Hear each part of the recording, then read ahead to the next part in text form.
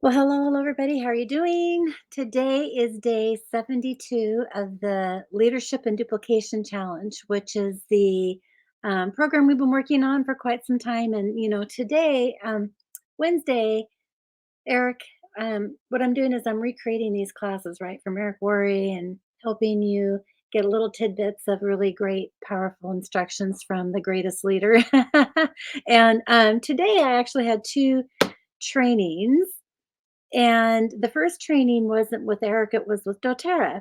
And it was the training for the rise to foundership or the peak performance. And it was including all these leaders who are aiming to be founders all over the world. And there are founders that are on that call. And they talked a little bit about two things. And I'm going to bring that up here. I'm going to actually type it out here so you can see it because um,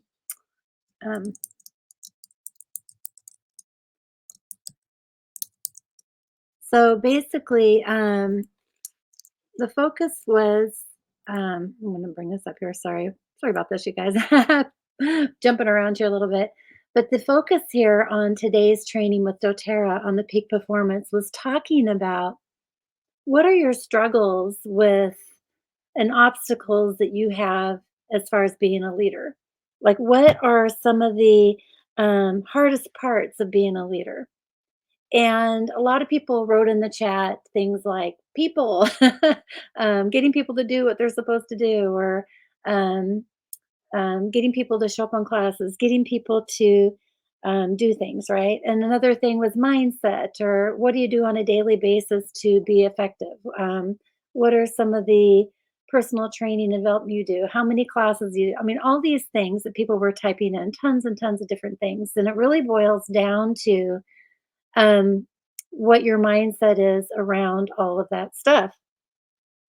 We have lots of doubts, and I thought that this really paired really well with the classes that I've done just the last 2 days with Eric Worre. What I was talking about, the limited beliefs, and how us as leaders are training and developing our minds to not allow those limited beliefs to be part of our culture, and to be a stand, to always have positivity and moving forward on having reasons why to do things, be unreasonable about those reasons why you don't want to do things, right? Like, I've got kids, I've got family, those are the obstacles that people have. And really successful leaders are people who are able to dismount those reasons and to have them not be part of the culture. And on the other side of that coin is like having events, like putting we that's what we're doing is we're promoting. We're promoting product, we're promoting events, we're promoting leadership, we're promoting. And to be able to be someone who is always constantly up to something and having good things happening is really what the attraction is, and the method of operation of how you're doing. Eric yesterday said something that really set good with me because I tend to be someone that has a hard time with daily method of operations. I tend to be, if you give me a project, like if I'm going to travel to India and I've got 15 days to fill up, I can really organize that and put that together. A lot of people say, well, how you do it? Well, when I was working with Suzanne on our first trip, I'm like, "How do we do it, Suzanne?" And she said, "Well, every day I would schedule and book a ticket from one city to the next, and then I would find the hotel." So every day I'd focus on one city, and then I'd come back and then focus on the class outline, and then I'd come back, and then just breaking it down in little steps and little parts. And so when we look at like promotions of that doTERRA comes out with promotions like a BOGO or um, a Diwali, or whatever those promotions are, um, the Healing Hands incentive trips and things like that. Those are all really great things to promote and to give reasons for people to get their excuses out of the way.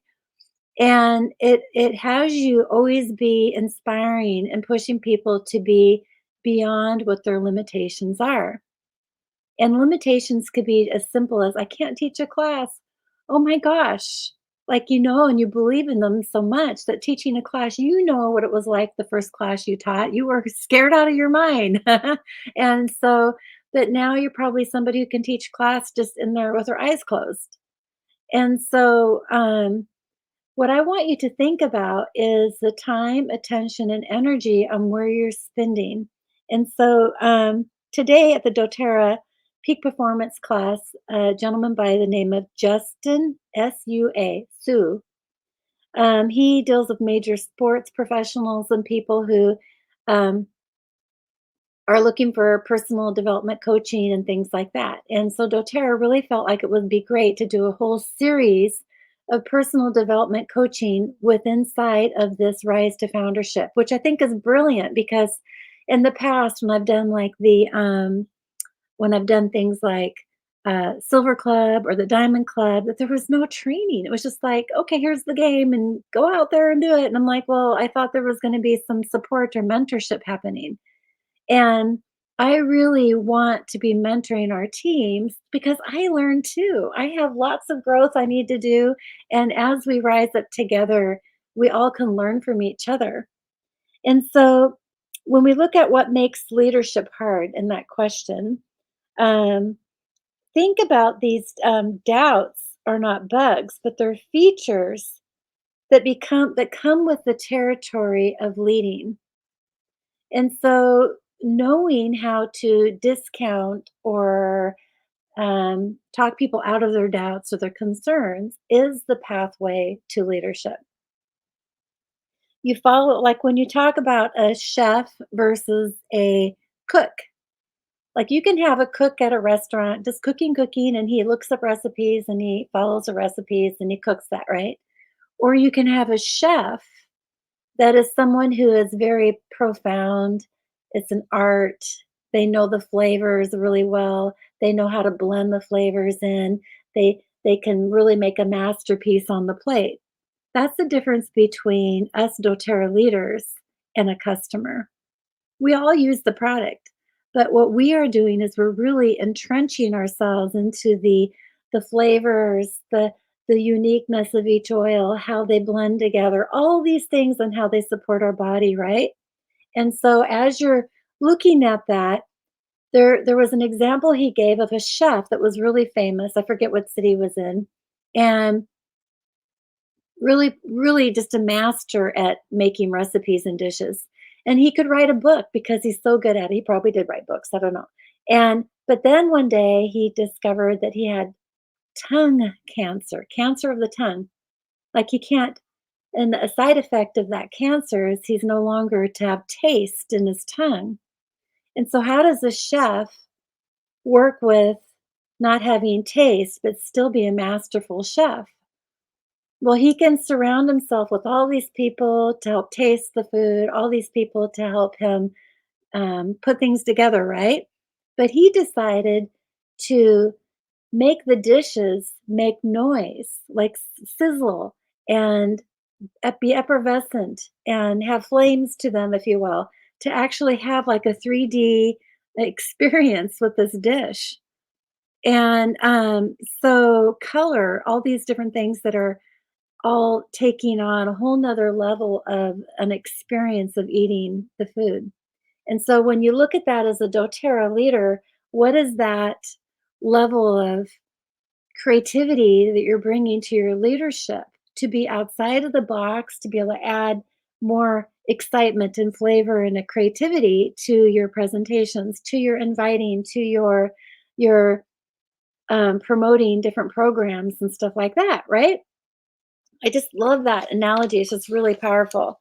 And so when we pull that together, we want to also look at the aspect of um, all those obstacles that he was talking about made him a better leader, made him a better chef, and he was able to really bring a PowerPoint to those empowerment to those plates of foods and dishes that he put together.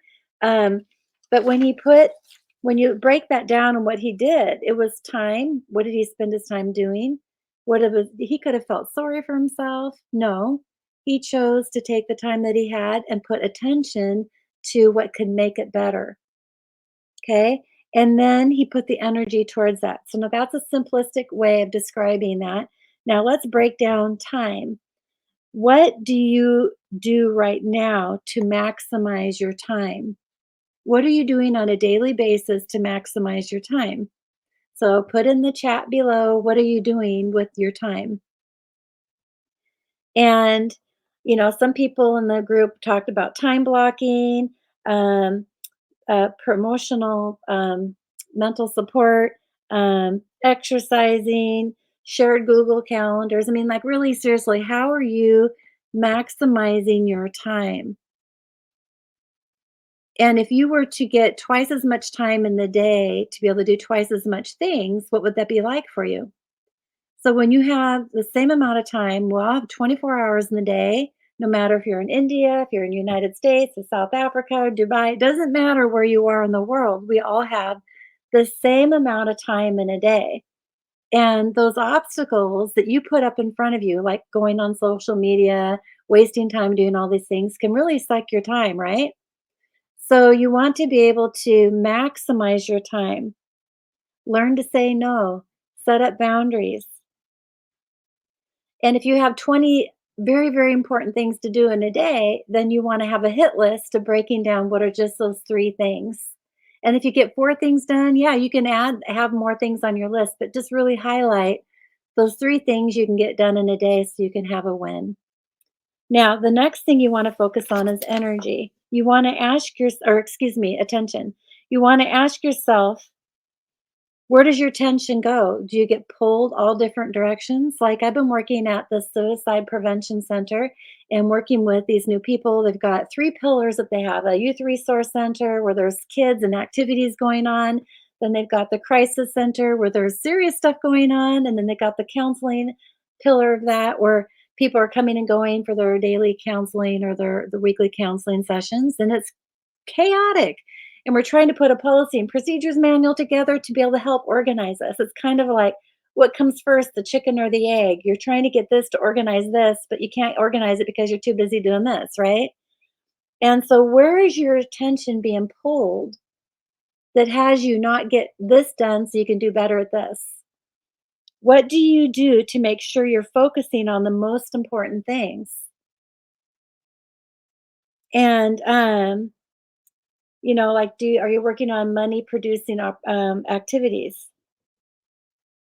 Give your power to what your power goes to what your attention flows. So kind of like a flashlight, you turn a flashlight on, and if you go like this, and your attention's going that direction. If you go like this, your attention's going that direction. Wherever the flashlight is shining is where your attention is. And some people said, like, sometimes they're on a disco dance floor where there's lights going everywhere and right? So pay attention to where you're focusing your attention and what's distracting you. The light also focuses on fear. And so if you have these doubts and fears and things that are underneath you where you are allowing that to seep into your focus, then your focus is on the doubts and fears. So when you have more doubts and fears or things that are pulling you back, that energy is just going to go to that only. So if you want to create energy going to growing your business and going towards becoming a diamond or becoming a founder or whatever those things are, then you need to have your energy on that and not what you're not. Like, I'm not this, I can't do that. Stop it, right? You want to change that and you want to have all of that energy going towards that. So keep the main thing on the main thing. There's a really great book on that by Jim Rohn. And what leadership coaching is about is focusing on the team and making sure that you have what the whole team's focus is. And I got to thinking about that with our team. What is our focus? And our focus is to get people to founder. I want us to be the biggest team with founders on our team, right? I want us to be bigger than Suzanne's team, bigger than all those things are going to be really important, right? And to be able to get there, that's where my energy is focused on because I know if you are working towards that, you'll become diamond, you'll become presidential diamond. And our belief structure isn't believing in you to get there. And so all of that. Now, if I were to ask you all, what is your focus on? What does our team focus on? And gave you a card, write it down, don't put your name on it, and give me those cards. And if I laid them all out from all the leaders on our team, what they think our focus is with our team is, I bet you they'll come up with a different answer. It's because everybody's all over the place. I feel like all of our leaders are like the flashlights on a disco team. And how can we rein in on having those powerful conversations is mentor calls. We've talked about that, putting our attention and energy on growing the whole team together, moving a whole team together. And so that's what I would like to see our team doing. I would like to know what you would like our team to be doing and how you think our culture should be. Um, so the next and last thing is the energy. Can you draw from an empty well? How is your health of your energy? And when you're out there trying to go from class to class and teach to teach, one-on-ones and wherever's and there's all these things going on, put yourself in a structure. Maybe Mondays we do business building conversation. Tuesdays we do Q&A. Wednesdays we do a wellness consult and maybe a regular class. And having a structure that you can actually feed people into as they're growing. Build to elite, build to premier, build to silver. We can have all these different levels of trainings for those levels of people. So basically, I found for me that the more things that I do, the more productive I am, the more momentum is going. I forget less. I'm able to focus on more things. And I tend to do it right now. Like, okay, somebody just emailed me and asked me to add them to an email list for the suicide center. I just did that right away. I didn't put it as a task to do later. That's ridiculous because it will never get done, or you lose the post-it note, or it just gets in the sewage of all the other stupid stuff that you have to get done that just takes time. So just learn to do things right away and take care of them. Um, so the other part of the Eric Worre, this was the doTERRA class. I'm going to close the page on that, and then I'm going to talk about the class on set motion to be at every event. Like if we create these events for Monday, Tuesday, Wednesday, Thursday, and having like a system and a structure with that you can feed in your new team in.